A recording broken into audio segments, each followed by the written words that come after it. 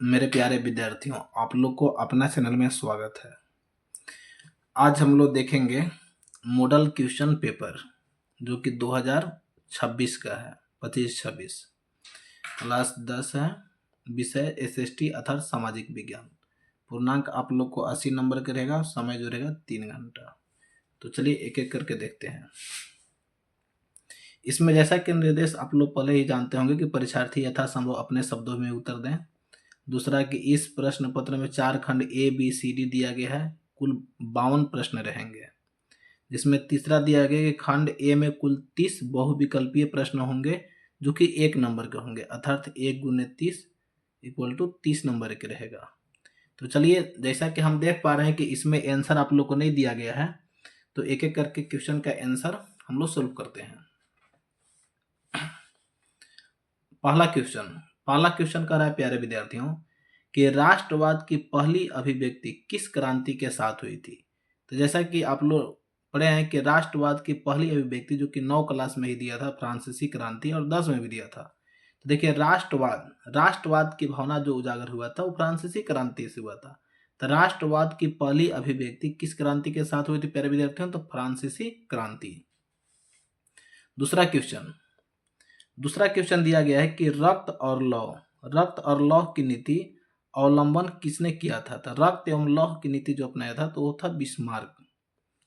Question number 3, तीसरा कह रहा है कि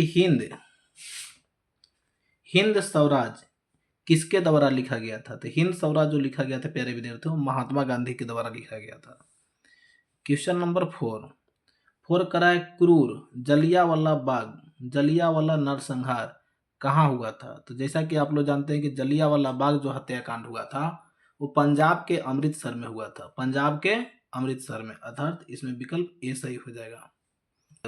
5वां कह रहा है कि सिल्क रूट का अर्थ क्या है? तो सिल्क रूट जो था प्यारे विद्यार्थियों, एशिया को यूरोप और उत्तरी अफ्रीका से जोड़ने वाले मार्गों का नेटवर्क था। जैसा कि आप लोग जानते हैं कि रेशम मार्ग से ही पहले मसाला भारत से जाता था यूरोप में।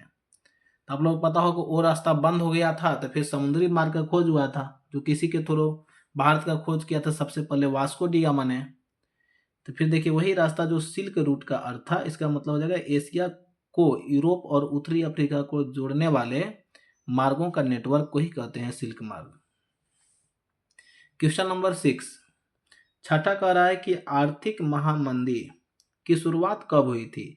तो आर्थिक महामंदी की शुरुआत जो हुई थी 1929 ईस्वी में हुई थी। क्वेश्चन नंबर 7 कह रहा है कि आलू अकाल किस देश में हुआ था? तो आलू अकाल जो हुआ था प्यारे विद्यार्थियों, आयरलैंड में हुआ था। क्वेश्चन नंबर 8 कह रहा है कि भारत में पहला प्रिंटिंग प्रेस किन लोगों के द्वारा लाया गया था? तो वो लाया गया था प्रिंटिंग प्रेस पुर्तगालियों के द्वारा।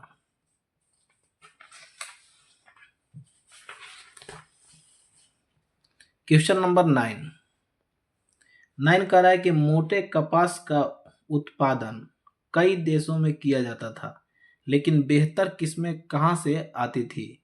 तो बेहतर किस्में जो आती थी प्यारे विद्यार्थियों, वो भारत से ही आती थी। क्वेश्चन नंबर 10 कह रहा है कि किस मिट्टी में लौह धातु की अधिकता होती है? तो होता है लाल मिट्टी में। क्वेश्चन नंबर 11 कह रहा है कि बीज बचाओ आंदोलन का क्या अर्थ था? तो बीज बचाओ का आंदोलन का अर्थ था टिहरी के किसानों द्वारा बिना रासायनिक खाद के फसलों का उत्पादन। इसका सही जवाब हो जाएगा। क्वेश्चन नंबर 12 कह रहा है कि धरातल का कितना भाग जल से ढका हुआ है? तो है 71%, अर्थात 71% का मतलब हो जाएगा 3/4 भाग। 1/4 ये तो नहीं होगा, 2/4 भी नहीं होगा। कह रहा है कि 3/4 अर्थात 71%, यही सही हो जाएगा। क्वेश्चन नंबर 13 कह रहा है कि सुनहरा रेशा किस फसल को कहा जाता है? तो सुनहरा रेशा जो कहा जाता है प्यारे विद्यार्थियों, वो जूट को कहा जाता है। क्वेश्चन नंबर 14 कह रहा है कि इसमें पवन महाशक्ति का दर्जा प्राप्त है। तो पवन महाशक्ति का दर्जा जो है वो चीन को प्राप्त है।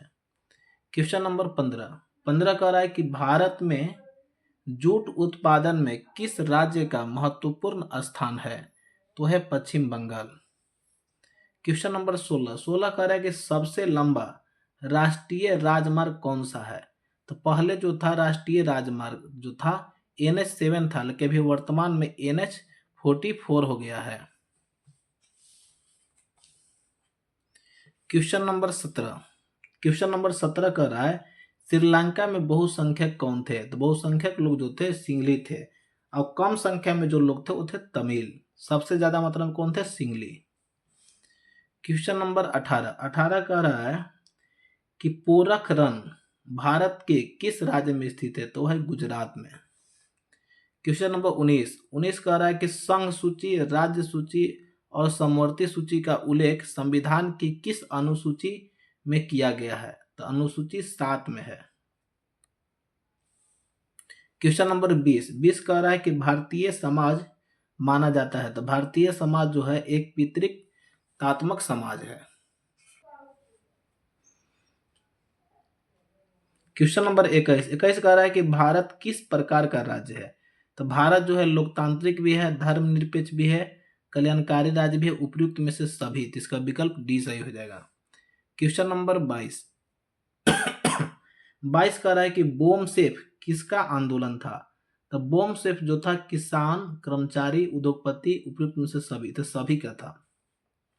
ऐसे कहीं कहीं कर्मचारी भी मिलेगा और किसान मिलेगा, दोनों, उद्योगपति भी हो जाएगा, यानी कि सही हो जाएगा इसमें चारों। क्वेश्चन नंबर 23 कह रहा है कि राजनीतिक दलों को मान्यता कौन देता है? तो राजनीतिक दलों को मान्यता स्वाभाविक है कि चुनाव आयोग देता है। क्वेश्चन नंबर 24 कह रहा है कि इनमें किस देश में एक दलीय शासन व्यवस्था है? तो है चीन में। क्वेश्चन नंबर 25 कह रहा है कि भारत में लोकतंत्र की सफलता में क्या बाधा है? तो सफलता में बाधा गरीबी भी है, मतदान का दुरुपयोग भी है। सी लिख रहा है अशिक्षा भी है, उपयुक्त सभी, अर्थात विकल्प डी सही हो जाएगा। क्वेश्चन नंबर 26 कह रहा है कि भारत के किस राज्य की प्रति व्यक्ति आय कम है? तो सबसे कम जो है प्यारे विद्यार्थियों वो बिहार का है, और सबसे अधिक जो है वो केरल का है। सबसे कम, जैसा कि आप लोग को बतलाए थे, बिहार, और सबसे अधिक साक्षरता दर भी है वो केरल का है। क्वेश्चन नंबर 27 कह रहा है कि रोजगार गारंटी अधिनियम कब लागू किया गया था? अर्थात मनरेगा कब लागू किया गया था? तो 2005 में लागू किया गया था। क्वेश्चन नंबर 28 कह रहा है कि भारत में मुद्रा जारी कौन करता है? तो भारतीय रिजर्व बैंक जारी करता है। क्वेश्चन नंबर 29 कह रहा है कि कागज से बनी मुद्रा क्या कहलाती है? तो पत्र मुद्रा कहलाती है।